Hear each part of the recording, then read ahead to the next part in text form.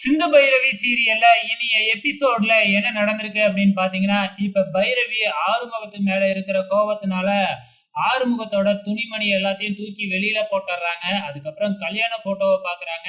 அதையும் கழட்டி கொண்டு வந்து வெளியில போடுறாங்க. கொஞ்ச நேரத்துல ஆறுமுகம் வெளியில வந்து பாக்குறாப்புல, தன்னோட துணிமணி, போட்டோ, கல்யாண போட்டோ இது எல்லாமே அங்க கிடக்கிறத பார்த்துட்டு ரொம்பவுமே அதிர்ச்சி அடையறாங்க. இதுக்கப்புறம் நீயோ, உன் சம்பந்தப்பட்ட பொருளோ இந்த ரூமுக்குள்ள வரக்கூடாது.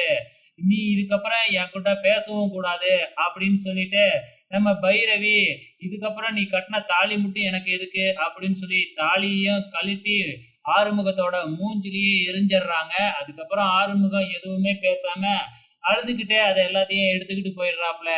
அதுக்கப்புறம் பைரவி ரூமுக்குள்ள போய் கதவை சாத்திக்கிட்டு எதுக்கு அழுகுறாங்க அப்படின்னு தான் தெரியல. இது ஒரு பக்கம் நடந்துகிட்டு இருக்கிறப்ப, இந்த பக்கம் வழக்கம் போல சிந்து வெளியில சமைச்சுக்கிட்டு இருக்கிறாங்க.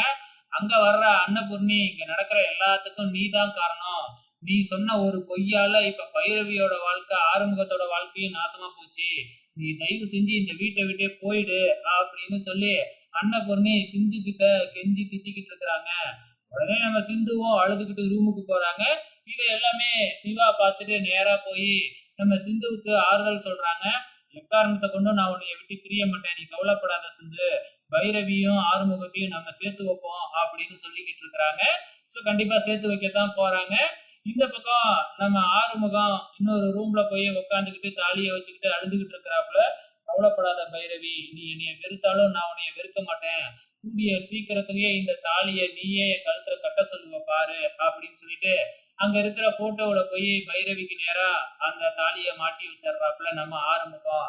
கடைசியா வந்து பாத்தீங்கன்னா மகாவ காமிக்கிறாங்க. மகாவையும் இசக்கியையும் காமிக்கிறாங்க. வீட்டுல எப்படி கெத்தா இருந்தேன், என்னைய போய் ஸ்டோர் ரூம்ல அடைச்சிட்டா அந்த அன்னபூர்ணி அப்படின்னு சொல்லிக்கிட்டு இருக்கு. ஸோ வெயிட் பண்ணி பார்க்கலாம் அப்கமிங்ல இன்னும் என்னென்னலாம் நடக்க போகுதுன்னு.